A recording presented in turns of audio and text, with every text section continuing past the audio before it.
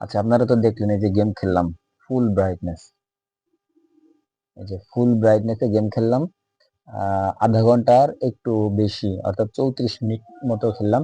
5% charge কমছে, অর্থাৎ 5% আমরা 34 মিনিট গেম খেলতে পারছি। আমি যদি আধা ঘন্টা করে ধরি তাহলে আমার 10% চার্জ কমতে সময় লাগবে 1 ঘন্টা। ফুল ব্রাইটনেসে যদি ফ্রি ফায়ার খেলি, যদি ফ্রি ফায়ার ফুল ব্রাইটনেসে খেলি, সেক্ষেত্রে 10 ঘন্টা ব্যাটারি ব্যাকআপ পাওয়া যাবে।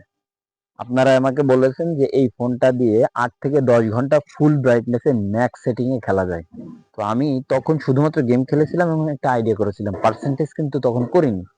তো আপনাদের কমেন্টের উপর ভিত্তি করে ভাবলাম যে এটাকে আরো নিশ্চিতভাবে টেস্টিং করা যাক, যে কত পার্সেন্ট চার্জে কতটুকু টাইম গেম খেলা যায়। সেজন্য এটাকে আজকে আমি গেম খেলে একটা টেস্ট করলাম।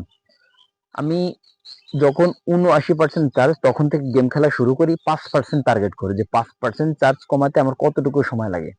তো 5% চার্জ কমাইতে আমার প্রায় সময় লেগেছে 34 মিনিট। ফুল ব্রাইটনেস ম্যাক্স সেটিং এ 5% চার্জ কমাতে আমার 34 মিনিট সময় লাগছে ফ্রি ফায়ার গেমের ক্ষেত্রে। সেক্ষেত্রে দেখা যায় যে আমার যদি আমি আধা ঘন্টা 30 মিনিট করে ধরি, তো সেক্ষেত্রে আমার 1 ঘন্টায় আমার 10% চার্জ কমবে। সেক্ষেত্রে 1 ঘন্টায় যদি 10% চার্জ কমে, তাহলে আমার 100% চার্জ কমাতে আমার সময় লাগবে 10 ঘন্টা।